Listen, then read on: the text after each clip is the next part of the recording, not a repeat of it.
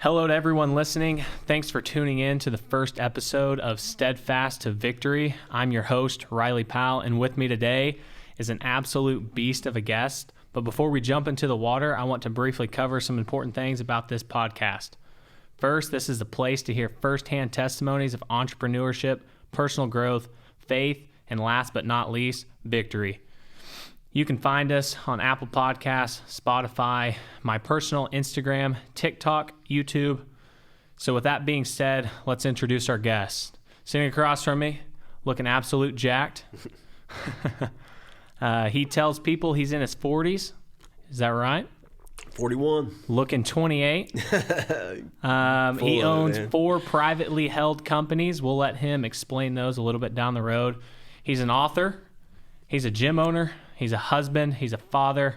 He's done a little bit of public speaking, and most recently a world traveler. Ladies and gentlemen, please welcome to the microphone, Mr. Seth Humphrey. How you doing today, brother? I'm good, brother. How are you? I'm doing good. So jump into that last part there. I mentioned world traveler. Yeah. We haven't caught up since then. Yeah. What was your little trip there? It was a mission trip. So I got asked to go to Egypt and speak at a couple gyms there, trying to just help these gym owners start to be able to bring in some money to help individuals that are turn them in and become Christians, basically. Oh, that's awesome. Yeah. It's crazy to think about. You say Egypt too, because I know, especially here in America, Yeah. I ain't thinking nothing about Egypt of like even being its own country. So like, Yeah. that was a cool trip, I guess. Yeah. Was that your first wild. time? Yeah, no, it was first time. It was wild. We had police escorts. We had security guard with us the whole time with a gun with him. I did see that on one of your stories. Yeah. He wasn't no pistol either. No, he was armed up. Yeah, no, it was real. Out in the middle of the real desert. deal. So yeah, no, it was intense. That's funny. I saw your camel.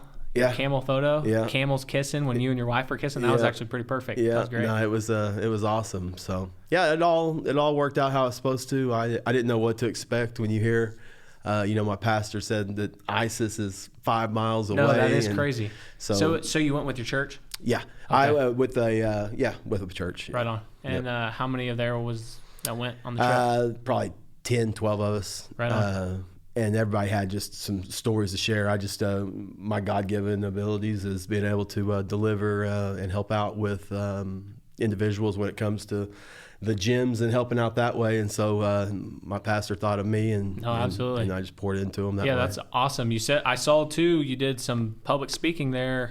How was that? Was that good? What'd you? It was first time there, I guess, in front of a crowd, or what? I'm a little bit different. Everybody wants to talk about fitness and nutrition, and that's what they want to go into. And for me, it's one of those things where you can go to Google and you can get all the information on fitness and nutrition. So when it comes to my clients, I'll often give them what they need instead of what they want. And so the first time the guy, you can imagine, the guy comes to me in the middle of me talking and says, "Hey, they're a little tired. Maybe talk a little bit more about fitness and nutrition instead of."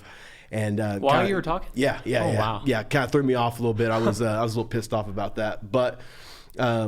I rebounded, and then the second time I spoke at the gym in Alexandria, I just basically told them I came here to do something. I'm going to do what I came to do, and then after I get done, I'll answer your questions as far as that stuff goes. No, that's pretty. Talking about stepping out there. That's stepping out there because, like you said, you're not in America doing that. Yeah. So. Well, it's ballsy to come up and get somebody's ear when they're talking. Anyway. Oh, both ways. Yeah. No doubt. Both ways. So kind of. Let's take it back a little bit. For people listening that don't know who you are, kind of what do you do, where are you from, what's your background, and we can jump into like kind of, where you started back. What I do, I started in owning a gym. I started in 2006. I'm a father, gym owner, entrepreneur, really. I've always been I've always been a guy who gets after as far as business and things like that and producing that way. But yeah, there's nothing special about me. I just get after it. I want to be my most elite version. And for me, I want to guide as many individuals from a place of regret. That was one of the things that I had with my father was he went all in on the business side of it, and he let all the other areas kind of fall to the wayside, and I want to make sure that I awaken as many individuals as possible to not make the same mistake that he made as far as that goes. So, as focusing on business and family, that's it, faith, finances, all across the board. And so obviously me and you have ate lunch one time, and we talked about it, but just for people listening, I commended you on that, because you are, I mean, one of the most especially local to the Oklahoma City metro that we are in. But I was even comparing you to some of the bigger guys that you see on social media that are influencers and personal development space and whatever. But like this guy sitting in front of me, I mean, he does every day, day in, day out, and I've been able to watch him through his social media.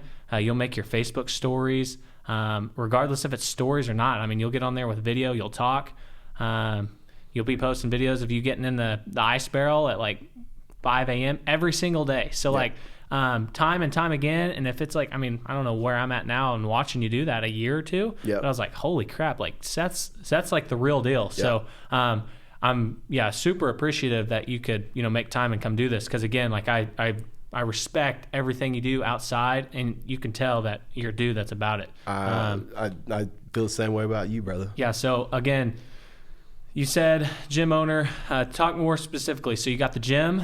Yep. What is that one? Vitality Mill? Yeah, so the Vitality Mill, I started out in 2006. It was a one-on-one personal training. That took that one-on-one personal training, and we moved it to small group personal training, went from 1,200 square foot to 3,200 square foot. When I did that, I added on Stretch U and made it right next door to it. So with Stretch U, we help individuals get to the root of their pain, any kind of problems they have as far as, my deal is people tell themselves stories of they got injuries, limitations, and they think they can't progress or work out. So I wanted to be able to give them a door, an entryway that they could come in and be able to start moving better, feeling better, and then give them an idea of, hey, what would happen if I maybe did start to, now that I feel better, I could potentially start working out, and then 100%. They kind of lead into coming and work with me there. So that was a franchise that I was with Fitness Together, with personal training. In 2000, I did that from 2006 to 2017. I opened up Stretch U in 2011, and then 2015 I won awards at Fitness Together. I grew my business 43%, but I was a one-dimensional douchebag. I was all focused on the money. I didn't have no purpose of why I was doing what I was doing, and it was then that I decided that I was going to start changing my life, and I invested in coaches. Those coaches really pointed me in the right direction and showed me to start investing in all areas. Once I started doing that, that's when the resistance started to show up. Mm-hmm. I had a franchise that, like I said, I won awards with them, and I got a little bit cocky, and I went on the stage and won all the awards, did all the things, and then I thought that the game was won, and then I realized my ladder was on the wrong building. And so, well, that like by itself is like another reason to, give props to you, is like not many people can even see that about themselves and then even fix it. So, I mean, maybe some people see it, but and then though too, you've totally, I didn't know you say when you said you being a douchebag or whatever. Yeah. But no, like from me looking at you now, I wouldn't even see that. I appreciate that. So that has been, again, a complete turnaround for you. So I guess, is it? I mean, well, it was I guess what my question is when you kind of realize you're in that situation there, is it, I mean, what's the first step? Do you just see it yourself, or do you have a breakdown moment of where people come up to you and being like, Seth, you're being a douchebag? No, where was that at? I went to 2014. I was ending 2014. I had those coaches that were helping me out in the business side of it.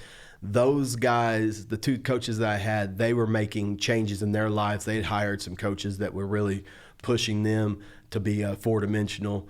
And when I hired them, they came. We were in Miami, Florida, and we have an fitness entrepreneurs mastermind basically, mm-hmm. and They gave a proposition and said we're looking for men who want to level up, and I'm always about leveling up. So I invested $2,500. Then I went to San Diego, California in January 2015, and they basically strip you down. They made me see that I was a hypocrite. When my son would be eating some brownies or something like that, I'd tell him athletes don't eat that way, and I'd shove it right down my pie hole. Yeah. So I just wasn't happy with who I was, and I knew something needed to change. And the money wasn't doing that and wasn't going to do that, and that's when I figured that out. And so that's really where it started to. So you kind of stepped into one of these questions I had for you.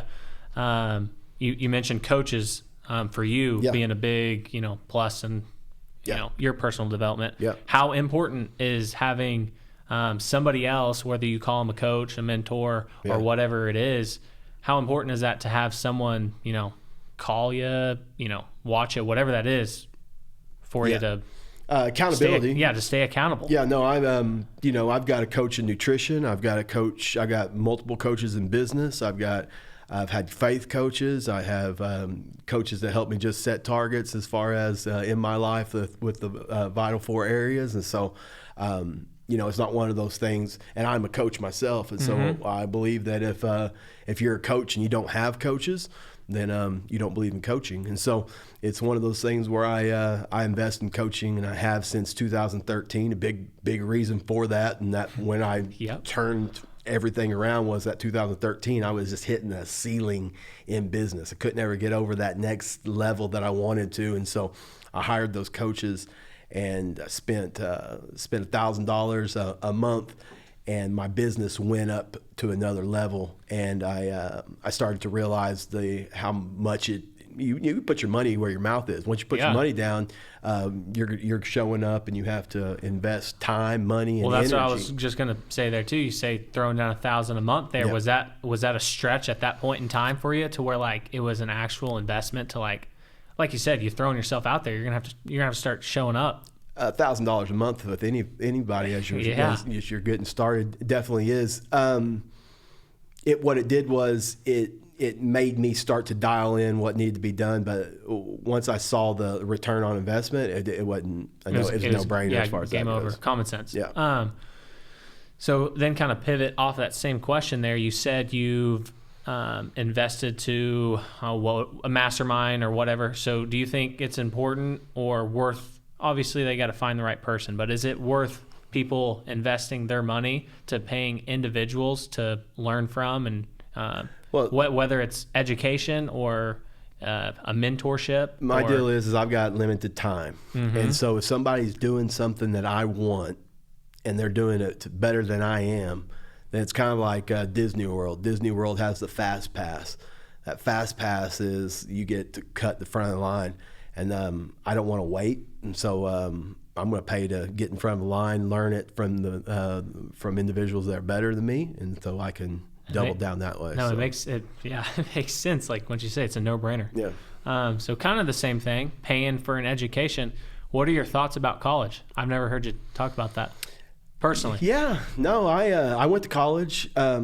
Okay, yeah, did you? I didn't know that about you. Yeah, I went to college at Southeastern Oklahoma State. I went to 2 years at Seminole State before I went to Southeastern. When I went to Southeastern, it was more of a party thing for me, to be honest. I got in a little bit of trouble there, and that's really what got me into the gym side of it. Sure. I've always been a producer. And I needed to make money. I waited tables through college. Personal trained a little bit, but I got in trouble with selling pot and just doing stupid stuff. As college far as that stuff goes, yeah, common. And it was one of those things where that moved even to steroids. To be honest with you, it was one of those things where I was making extra money and it was personal training, and I had people coming to me and it was easy buck. Sure. And I got in trouble with it was one of those things where they came to me and I got busted, and it was either you can stay here and do the same thing that everybody else does, or you can shift. And it was then I had a buddy that was in 2006. He owned a personal training on Memorial, and I went in and visited him one day, and they're charging for 3 months $3,600, and I'm like, how are people paying for this? No joke, yeah. How's that happening? And I didn't think anything about it, but then when I got in trouble, it was one of those things that I needed some help, and so I reached out to my friends, and they're like, come on, and they put me in Yukon. He had 2 gyms. He had one in Yukon and one off of Portland Memorial in Oklahoma City, Edmond area, and they put me in Yukon because my other buddy was at that Portland Memorial location. And when they put me in the Yukon, I walked in the one day, and there's a guy named Pat who had this Chuck Liddell haircut, and except he cut it himself. You could tell because halfway in the back he couldn't get the rest of it. He messed it lined up. It was all, yeah, it was messed up. And he was barefoot. And I remember walking in, him training barefoot, and I was just like, all right. And I already knew I wanted to own a gym, and so I went in and was just like, I'm going to learn everything underneath the sun. And I went in, started learning everything, and I remember Pat got mad because I was doing all the work, and he called my buddy who owned the gym and said, Seth's doing all my work on the side. And he's like, well, grab a broom and find something to get done if he's getting the job done. And so wasn't too long, I took over management there. Once I took over management, I then started training a guy named Kenny Hobbs who owns 4 Star Trailers. Yep. Kenny had some medical issues, and I went How old were you when you were doing this, or just kind of getting into that gym? 23, 24. So this is young in your career. I mean, this is starting out, learning in the door. Yeah, he saw something in me, and I'm forever grateful with. He offered me and said, hey, how much would it cost you to own this gym? And I said, man, I don't know. I talked about my buddy. We talked about us going in together because I was like, oh, I didn't want all the pressure, right? Oh, 100%, yeah. One foot in, one foot out kind of a deal. And he asked me how much it would cost to own the gym. And I said, I don't know. I have to check. And next thing I know, he puts $150,000 in the bank account. And I got a loan off of that $150,000, and the rest is history. Wow. So, but I mean, like that moment right there is cool, but you would have to had some leading steps up to that. Was that guy in the gym? Yeah, Kenny worked out. Kenny worked out with me. Yep. So I mean, he knew you then from the gym, he saw and my you work got ethic. to saw your work ethic. He saw that ethic, I and bent then over backwards for him, did everything I could possibly do, and just you can tell when people are go-getters. 100%. So yeah, I mean, just saying that doesn't happen out of thin air of like randomly 150,000. Yeah, it was a God thing, man. God thing too. Yeah. Yeah. 100%. That's cool. Do you think passion is important when you're trying to find something to do, like from the get-go? Because I know people that think both ways. Some people think passion's extremely important if you're going to invest your time to do something, but then there's also people saying too, like if it's just a money thing, like why do you got to love it? Yeah, no. What do you think? Yeah, no, I don't. Everything I've created a life I love, and so it's one of those things where if I'm not passionate about it and it's just about the money thing, then you'll sooner or later money's going to get you just so far. So I definitely think you need to be passionate about it. That started with the fitness side of it for me because I've always taken care of myself that way, but. Yeah, definitely passionate. More specifically, explain what are the Vital 4. I hear you talk about it all the time, but then just from my outside perspective, again, that's kind of why I can see a guy like Seth on just social media and be like, oh, that dude's about it, is because it's not just one area of your life. It's your gym, your health, invest in your relationships, whatever it might be. So I'm assuming some of those 4. Yeah, Vital 4 is my fitness, my family, my faith, my finances. And yeah, that's good. Just to break it down, if you've got that table there's got 4 legs. Yep. It's got 3 legs, you're screwed. It's a great way to think about it. It's got 2 legs, you're screwed. Got 1 leg, you're screwed. So you have to have 4 legs to be able to have a table, and so that's with everything. And so that's for me, and in every area of life, I want to be elite. I want to walk into a Yep. room and people say, that dude's different. And when I die, I believe that God's going to put my elite version that he created me to be, and I'm going to be looking at that guy across the way, and I want him to be, I want him to look as close to him as I could possibly be, a identical version of him. How important is it to have your family, whether it be your spouse, sons or daughters, on your same page? Because that's one of the vital four, correct? Yeah, family. Yep. Yeah. So how important is that to have your family unit together? Because in today's day and age, not a lot of people have a strong family unit. Yeah. Yeah. No, I think. I mean, if you don't have if it's something you don't have a father, don't have a mother or something like that, you're going to value it a lot more as you get older. And so if you don't have it now, then you'll want to show up at a different level for those later on when you have kids, as far as that stuff goes. So definitely important, definitely to be able to be there. But yeah, no, for me, it's, my son, I came to his life when he was 3 years old, and his dad was a drug head, and I just took complete control and came in, and that's for him. It's been vital for him, because you see him now and see where he's at, and it's if I feel like that I filled that gap for him as far as that stuff goes, because I wasn't able to have kids because I did stupid. Cuss on this show? Yeah, go for it. It's whatever. It's an open conversation, full length. But I'm just saying, it's one of those things where if I didn't show up for him, I believe that God put me in his life to complete him and help him live out his like you're there for a reason. Yeah, it wasn't by accident. Absolutely. And that's what I see a lot, is a lot of Colton doing a lot of his stuff, and then your relationship. Whether that just be like, again, me watching on social media, he's playing college football Sunday, or what is it, Saturdays on college? Yeah. Yep. So, I mean, simple as going to games, there's a lot of those kids, like they don't have don't miss mom or dad. Yeah. Don't miss a game. Yep. So like that's so important, I think, in the family unit. So you doing that in your life, is any correlation with like what makes you want to say, like, why do you want to have such a strong family unit? Like, because what you're saying, you grew up, whatever, if you want to call it the wrong path or whatever.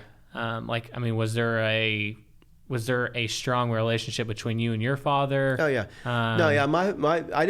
I had great parents. There's my mom. My mom was amazing. My dad was amazing. He learned from his dad, and so.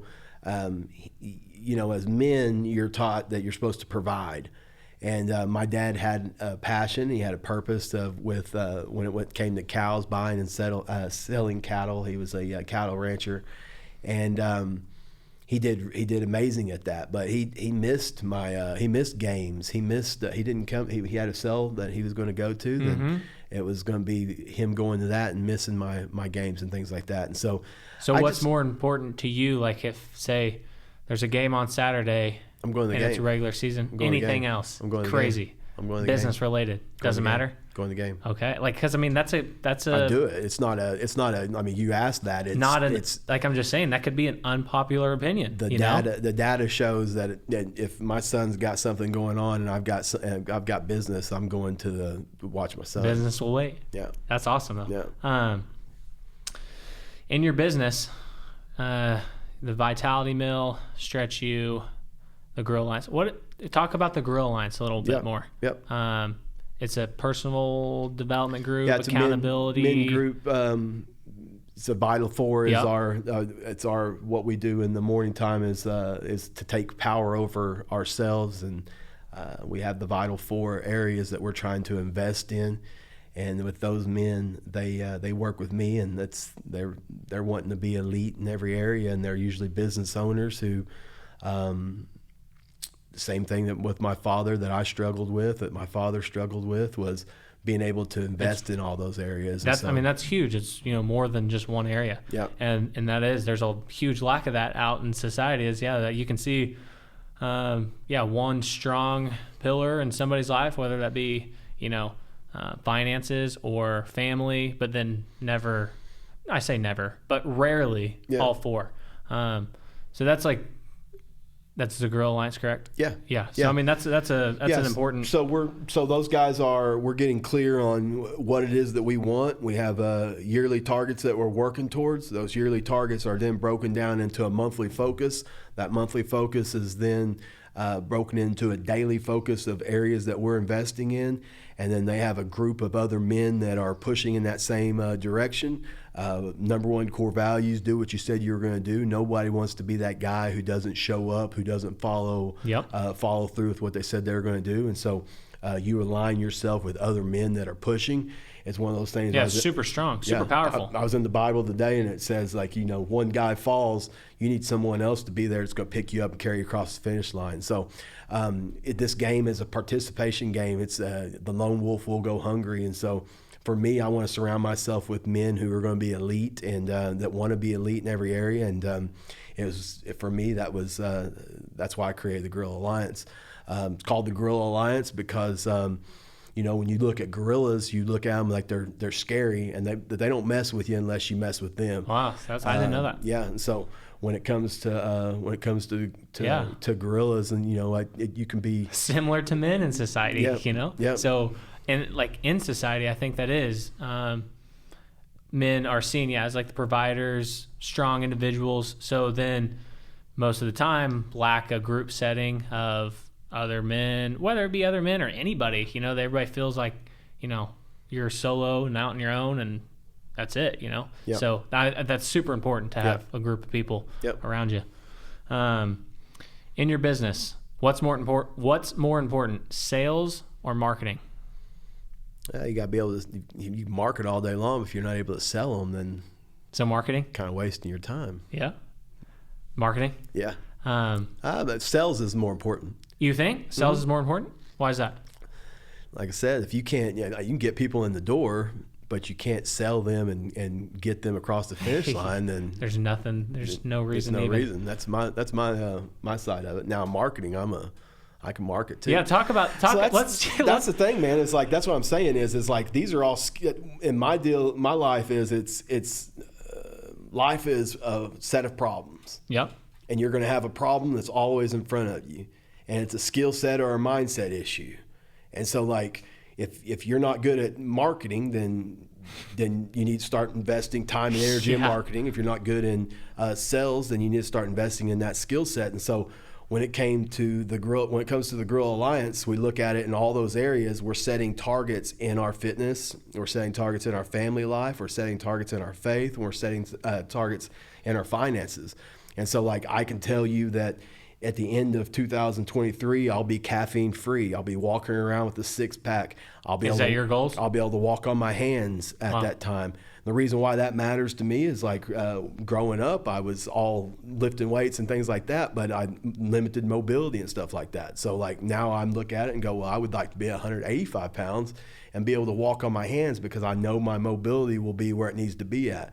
When I look at my faith, I want to be a leader on another level as far as that stuff goes. And so I look at wanting to put events on inside of my businesses and things like that with the Guerrilla Alliance and bringing men in there. And so across the board, I just get really clear on what it is that we want, and then we can get really focused in from there. What about what is your morning routine? Because you say caffeine free, coffee's obviously a popular a choice. Yeah.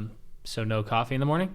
Now, I said at the end of 2023. Okay. Now, for me... What is the past now? Are you a coffee drinker? Yeah. But it's one of those things where I get in the cold, like you're talking about the ice barrel. Yep. So the ice barrel is my coffee in the morning time. So in the morning, it's... Talk to somebody or just talk into the mic of like, what does that do for you? Because... I mean, you show that to a lot of people, they'll be like, that is just stupid. Like, why would you do that? Well, that's why. Yeah. Okay. So like everybody else, all the normals will say that's stupid. Yeah. And so everybody that's going right, you could probably find me going left. It gives me energy. It works that procrastination muscle. I work out a lot, so it helps out with inflammation and recovery. It helps with burning fat. There's just tons of and then just mentally too, because energy-wise, though, nobody wants to get in the cold water. Well, energy-wise, though, it takes that energy. So, like when you talk about waking up, and there's times I'll wake up where I might be at energy of 3 or 4, but I get out of that ice barrel, then my energy goes up to an 8 or a 9 without having to have coffee or anything else. But then I also more than like heat. Oh yeah, really? You think cold is just wakes you up? I don't think. I know. Yeah, okay. I do it every day. Yeah. That's what's crazy, because like I've done it maybe once or twice, but it's like in football a lot. You do it a lot in football. Yeah. Ice bath, inflammation is what they, because you're forced to. Yeah. But I mean, I haven't, got in the tub at 5 a.m. in the morning. So I've invested $20,000 in a new business to open up because I believe in it so much. And that's what Chill and Hill is. Sauna. Talk about that, because I've been seeing that on your social media a little bit. It's an ice bath and a sauna. Yep. That's so cold plunge and a sauna. So that's awesome. Yeah, that's super cool. Yeah, what we've basically done with that is just, if it's something I believe in, I believe that other individuals can benefit from it, then I'm going to. So what's like I don't know, beneficial? Is it rotations of like cold hot, or is it one other? Yeah, it depends on, because I'm ignorant. I don't have any idea. Yeah, it depends on it's contrast therapy. So we do about 20 minutes in the sauna. We go from that 20 minutes in the sauna, then we'll go 3 to 5 minutes in the cold, and then you can go back and forth for multiple rounds, or you can just do one round. So I'll usually, right now, this last week, my ice barrel needs to be cleaned out because I got back from Egypt, and so I haven't cleaned the ice barrel out. And so I've been going up to the Vitality Mill and getting in the sauna and sweating, and then getting in that ice barrel, or getting in that cold plunge. Is the ice barrel hooked up to something where it stays cold, or are you just like dumping it in ice and keeping it cold? At my house, I've got a chiller hooked up to it. Okay, so it stays cold. Yeah, and it filters water in and stays at 45 degrees. 45? Okay, that was my next question there, is what temp? Yeah, and then the cold plunge is just it's just like a pool basically. Yeah. So it's same thing. It's got a cooler hooked up to it. It stays at 45 degrees as well. Wow. Yeah. If you could tell your 20-year-old self something you know now from what you've learned in all your businesses, your Vital 4, what would be one thing you would go back and tell yourself? Problems are your buddy. Problems are your buddy. Yeah. Why is that? Because people look at problems and they look at it as it's against them, where it's actually trying to teach you something. So like I told you before, it's like skill sets and mindsets, that's the problems. And so it's like an alarm clock that's showing you like this is an issue that you need to be able to get better at. And so with problems, it's one of those things, if I have something that I see that I'm not good at, that's what you see with my targets and things that I'm working at every year. Is like, okay, these are items that I need to bring up. You're never going to be balanced. But if you can bring one area up, then there's going to be another area that needs to be brought up, and there's always going to be problems. So if you can just fall in love with problems, then you're going to win. Yeah, no, that's great advice. What would you say to somebody that has, is on not in any control of their Vital 4, but then they're looking at all their problems in life and they haven't even started at one, and then they just look at it and they're like, I mean, I'm screwed, say they're overweight, no money, no real relationships, no faith. What's like the first step? What would you say would be the first? Take control of you. So meaning like you can control what goes in your mouth. You can control what goes in your ears. You can control what goes in your eyes. So take control of you first and start to surround yourself with individuals that have what you want. You start to do that, then you're going to, by the company you keep, you're going to start making the same decisions that they make if you hang around them as far as that stuff goes. So that is, again, because, a lot of people I feel have a lot of problems, but then they just look at them like they have, too many on their plate, and then procrastinate, no motivation, and then just lack, the first step to take care of themselves. That's the problem. They think they have to have motivation. Yeah. It's not a motivation issue. It's a momentum problem. And I don't think a lot of people know that at all. Yeah. I think they feel like they should be motivated, like their passion and motivation like correlate, and it's going to be like no problem every day waking up. But regardless, even if it's a passion, I feel you're going to wake up some days and you're going to be like, I probably don't want to get in that ice barrel, you know? It's a motivation. So like motivation comes after you start gaining some momentum. So you show up and you do what you said you were going to do. You start to see some progress, and you start to see progress. That progress starts to build to momentum. And then now the ball's rolling. Now once it's rolling, it's game on. Now you start to have motivation because you start to see results. Majority of people don't get to the facts of where they're starting. If you don't get to the facts of where you're starting, then I don't give a damn what your feelings are. I want to know what the facts are, and then you can tell me how you feel. Once you tell me how you feel, then we can start to look at what you're focused on. And once you identify what you're focused on, we can start to make some changes that will get you different fruit, which is the results side of it. What do you tell yourself when you wake up some mornings and you don't want to get in the ice barrel? Because I'm assuming you have those days, yeah? Yeah, but so how do you stay disciplined and saying, this is something I have to do. It's not a choice. Awareness. So I'm aware of how I feel afterwards. Okay. So if I know that takes me up to a 6 or from a 4 to a 8 on energy, then I don't really have to talk myself into it. It's one of those things I'm going to feel better. Yeah, I'm going to feel better, and it's going to make me. Energy. If you don't have energy, then you're not going to show up. You're not going to show up in the bedroom. You're not going to go play catch with your son. You're not going to do all those things. All the vital fours are important. Absolutely. So one of the vital four was your faith, correct? Or what was the vital faith? Fitness, family, finances, and faith. Yep. So faith. How important has faith been in your personal life, but not even your personal life, but also your professional life? Yeah, very important. So if you're working for if you're just working to be working, then you're working for nothing. What my mission is what God's calling me to do. My mom named me Seth because Seth means in Hebrew, leader of a great nation. And she pounded that in my head over and over again. Yeah, that's super powerful. Yeah. Like if you have one person telling you that. Yeah, same thing I do with Colton. Yeah. Like I don't care what everybody will talk all they want, and saying all this stuff. He knows who he is. I know who he is, and we set the standard and we do what we said we're going to do. And the results speak for themselves as far as that stuff goes. No, that's super powerful. Before we wrap this thing up, close out, you got any final thoughts you want to say to anybody? Say to the cameraman Fern over here. No, you tell me. Okay. I'm saying before we wrap it up though, plug yourself. Where can people find you? You got a website or where's your brick and mortar socials? Yeah. So the Vitality Mills, 900 Westport in Yukon, Oklahoma. You can go to thevitalitymill.com, find more information there. Stretch U's also located in the Vitality Mill, and also office the Grill Alliance where the men meet up every quarter. We meet up at the Vitality Mill as well, and that's thegrillalliance.com, stretchu.com, thevitalitymill.com, and then on social media, it's you can just find me at Seth Humphrey. Seth Humphrey. Yep. Right on. Well, that wraps up pretty much everything I have to say on episode 1. I seriously do appreciate you. Your episode 1 here. Yeah, man. I appreciate that. Steadfast to victory. I think both of those words in the name are super strong. Steadfast. Kind of remaining on to your course. When I think steadfast, I think of usually a ship in a storm.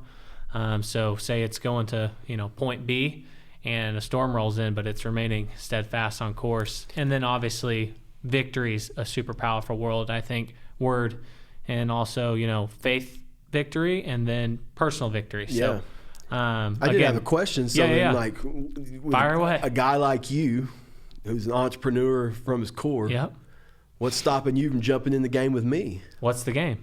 The game is to win in every area and play the game that I live life like it's a game. So I like that. So what are you saying? Ice barrel in the morning? Or are you saying? No, I'm saying like we get clear on what Riley wants. Okay. And we start the podcast. We start to put a game plan together, and then you have accountability. We can do it before we leave here, and then we can post it on social, and we'll. Like I said, we'll stay accountable. Everybody can tune in on that. Yeah, I just see where you're at, and I see where you're going, and I appreciate that. And I just think if you surround yourself with some other guys that are always pushing like that, I think you'd be valuable in the group. Hey, I'm down. That's another reason. I mean, I'm so appreciative of you showing up and being here, doing episode 1, obviously to kick this podcast off. Yeah. Just what you said there. I mean, holding accountability. Well, I just don't think I don't think God puts us in positions that for any reason. So like we've crossed paths for multiple times now, and it's one of those things where you can look at it, and I look at it across the board in my life. Like there's been individuals that have been in my life, and that's led to bigger, better things, and they all had a part in that. 100%. So it's one of those things where I just look at it and I go like, if you see someone like myself and you see the results, and I'm your first guest, it was like I would be jumping in and seeing like what I can do to get out of that. So. No, I'm in. Thanks for the call. No, thanks for it. I mean, no bad criticism there. I mean, that was all in, That's just respect. I just respect you. I respect what you're doing at your age. Yeah. And I know that's I appreciate that. big, Thanks. yeah. And so it's one of those things that if I can help you, 100%, if I can help you get across the finish line, and you can help me get across the finish line together, then let's do it. We're gonna win. Let's do it. Again, thanks for episode 1. Guys, if you enjoyed listening to this, share. If you guys, again, episodes 2, 3, 4, we got a whole season of lineups of people coming in that are business owners, entrepreneurs, people that are important. So if you enjoyed this episode, you're definitely going to enjoy the next ones to come. You can find us on Apple Podcast, Spotify, my personal socials, at Riley Powell, RILEYPOWELL, on Instagram, TikTok, and YouTube. And with all that being said, adios, and we'll see you on the next one.